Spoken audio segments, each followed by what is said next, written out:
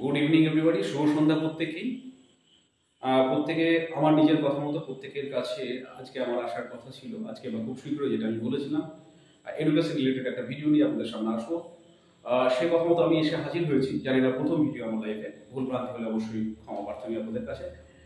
বর্তমান যুগে আমরা জানি educated person, uneducated person, new generation, young generation, unemployed, এদের প্রত্যেকের কাছে একটা গুরুত্বপূর্ণ বিষয় যেটা দাঁড়াচ্ছে বা যেটা দরকার আমাদের চলার ক্ষেত্রে, কাজের ক্ষেত্রে, যে কোনো ক্ষেত্রে, সেটা হচ্ছে কমিউনিকেটিভ ল্যাঙ্গুয়েজ হিসাবে ইউজ অফ ইংলিশ ল্যাঙ্গুয়েজ। তো এই ইংলিশ ল্যাঙ্গুয়েজকে আমরা কমিউনিকেটিংয়ের ক্ষেত্রে, কমিউনিকেশনের ক্ষেত্রে কীভাবে ইউজ করতে পারি, ফ্লুয়েন্টলি করতে পারি। আচ্ছা, আপনারা প্রত্যেকেই ভেবে দেখবেন একটা বিষয়, যে আমরা নিজেরাও সেটা করি। আমরা যখন ইংরেজিতে কোনো কিছু লিখি তখন কিন্তু আমাদের কোনো ভুল হয় না। কেন ভুল হয় না? তার কারণ আছে। আমরা যখন ইংলিশে কোনো কিছু পড়ি, সে পড়ে কিন্তু আমাদের মধ্যে ইংলিশের বোধগম্যতা চলে আসে। কেন চলে আসে? তারও কারণ আছে। কারণ আমরা প্রত্যেকে আমাদের ইংলিশ লেখার সময় সেটা আগে আমরা আমাদের মাদার ল্যাঙ্গুয়েজ, দ্যাট ইজ আমাদের ক্ষেত্রে বেঙ্গলি বা বাংলা ভাষায় সেটা আমরা প্রথমে ভাবি এবং সেটা ট্রান্সলেট করি ইংলিশে, যার ফলে আমাদের নির্ভুল ইংলিশ লেখার ক্ষেত্রে হয়। একই রকমভাবে যখন আমরা কোনো ইংলিশ পড়ি, সে এসে হতে পারে, বড় কিছু হতে পারে, যে কোনো ম্যাটার হতে পারে, যে কোনো সাবজেক্টিভ বিষয় হতে পারে ইংলিশের উপরে, তখনও কিন্তু আমাদের বুঝতে অসুবিধা হয় না। তার কারণ একটাই, আমরা ইংলিশটাকে বাংলায় ট্রান্সলেট করে বুঝি এবং সেক্ষেত্রে আমরা নির্ভুলভাবেই বুঝি। এখন সমস্যা হচ্ছে, এটা দেখবেন, আমরা যখন ইংলিশে কোনো কিছু প্রকাশ করতে চাই, যখন এক্সপ্রেশন ইংলিশে বলতে চাই, তখন কিন্তু আমরা ফ্লুয়েন্টলি বলতে পারি না। কেন পারি না? ইংরেজদের মতো বা আদার্স যারা skilled to speak in English, তাদের মতো কিন্তু আমরা ফ্লুয়েন্ট বলতে পারি না। তারও একটা কারণ আছে। প্রত্যেকে আপনারা ভাববেন, আপনারা জানেন না।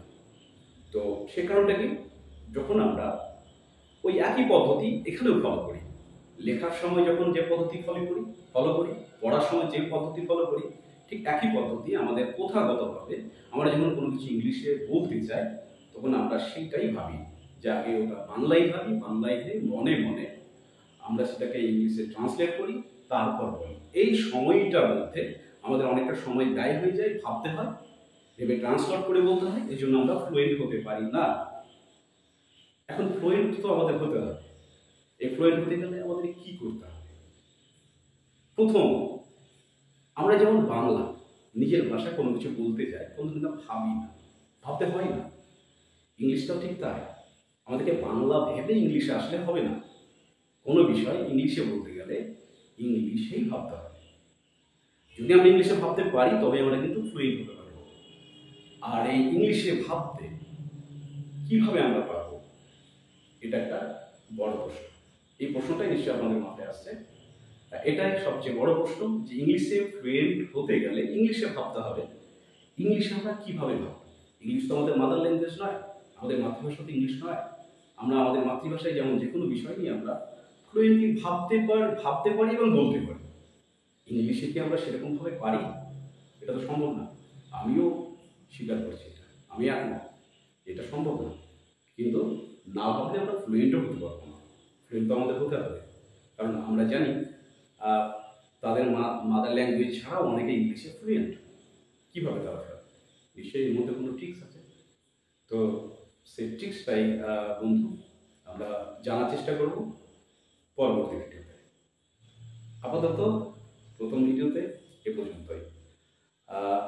ওয়ান সেকেন্ড, সবাই ভালো থাকবেন, সুস্থ থাকবেন, আর পাশে থাকবেন। লাইক, শেয়ার, কমেন্ট অবশ্যই আর সবার কাছে আশা করি। Thank you very much.